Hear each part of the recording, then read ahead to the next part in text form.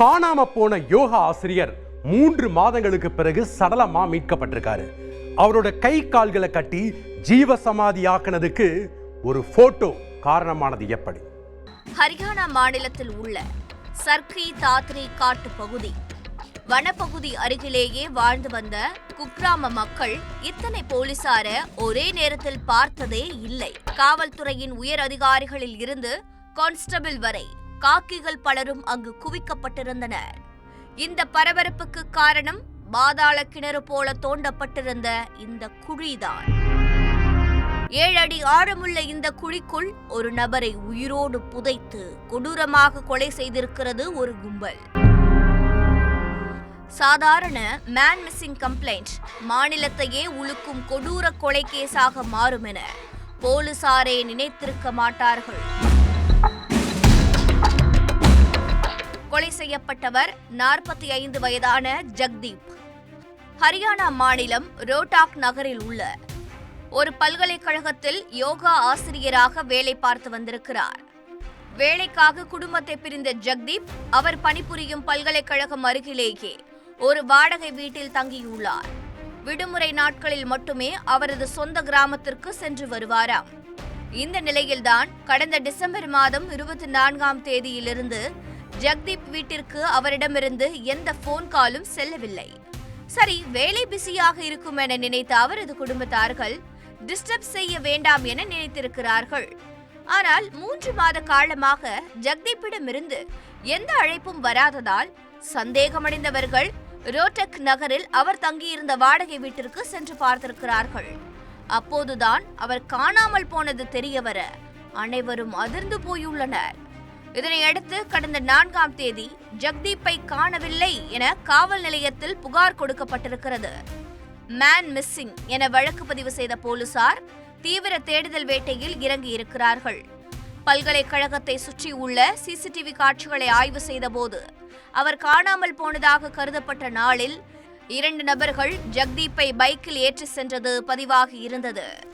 உடனடியாக அந்த நபர்களின் பைக் எண்ணை ட்ரேஸ் செய்த போலீஸ் இருவரையும் கைது செய்திருக்கிறார்கள். அவர்களிடம் நடத்திய விசாரணையில்தான் பல பகீர் உண்மைகள் வெளிவந்திருக்கிறது.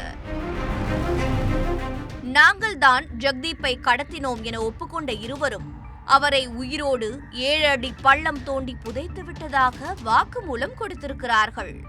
அதோடு கொலை காரணத்தையும் இதற்கு முக்கிய மூளையாக செயல்பட்டவரின் பெயரையும் ஒப்பித்திருக்கிறார்கள். அந்த A1 குற்றவாளியின் பெயர் ராஜ்கரண்.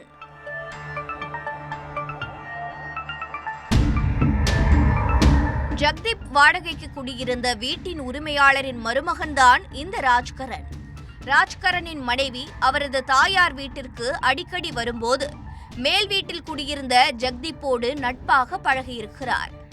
ஹவுஸ் ஓனரின் மகளுக்கு சில யோகா பயிற்சிகளை இலவசமாக சொல்லிக் கொடுத்த ஜக்தீப் ஷார்ட் டைமில் அந்த பெண்ணின் மானசீக குருவாகவே மாறியுள்ளார். இதனால் அடிக்கடி தாய் வீட்டிற்கு போவதாக சொல்லிவிட்டு மேல் வீட்டில் குடியிருக்கும் ஜக்தீப்பை பார்க்க வந்திருக்கிறார் ராஜ்கரனின் மனைவி. இந்த விஷயத்தை நைசாக நோட்டமிட்ட ராஜ்கரனுக்கு மனைவியின் நடத்தை மீது சந்தேகம் எழுந்திருக்கிறது.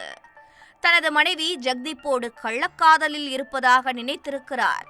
இதனால் ஜக்தீப்போடு நண்பர் போல நடித்து நெருங்கி பழகிய ராஜ்கரன் அவரின் செல்போனை எடுத்து சோதித்திருக்கிறார்.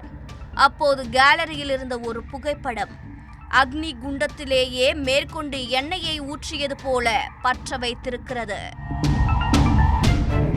ராஜ்கரனின் மனைவியின் புகைப்படம் ஜக்தீப்பின் செல்போனில் இருந்திருக்கிறது. இதை பார்த்ததும் இருவரின் மீதும் இன்னும் சந்தேகம் அதிகரிக்கவே ஜக்தீப்பை தீர்த்து கட்ட முடிவெடுத்திருக்கிறார் ராஜ்கரண். இதனால் 2 அடியாட்களுக்கு அசைன்மெண்ட் கொடுத்த அந்த உத்தம புருஷன் ஜக்தீப்பை பைக்கில் கடத்தி வரவழைத்திருக்கிறார். காட்டுப்பகுதிக்குள் நுழைந்ததும் ஜக்தீப்பை ஆத்திரம் தீர தாக்கிய ராஜ்கரனும் அவரது கூட்டாளிகளும் அங்கேயே 7 அடி ஒரு பள்ளத்தை தோண்டி அதில் ஜக்தீப்பை உயிரோடு புதைத்துவிட்டு எஸ்கேப் ஆகியிருக்கிறார்கள். குற்றவாளிகள் கொடுத்த இந்த வாக்குமூலத்தை கேட்டு ஆடிப்போன போலீசார் அவர்கள் அடையாளம் காட்டிய இடத்தில் தோண்டியிருக்கிறார்கள். அவர்கள் சொன்னது போலவே ஜக்தீப்பின் மகிய உடல் கண்டெடுக்கப்பட்டிருக்கிறது.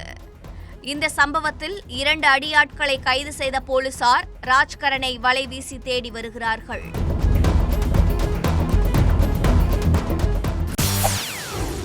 செய்திகளை உடனுக்குடன் தெரிந்து கொள்ள உடனே சப்ஸ்கிரைப் பண்ணுங்க.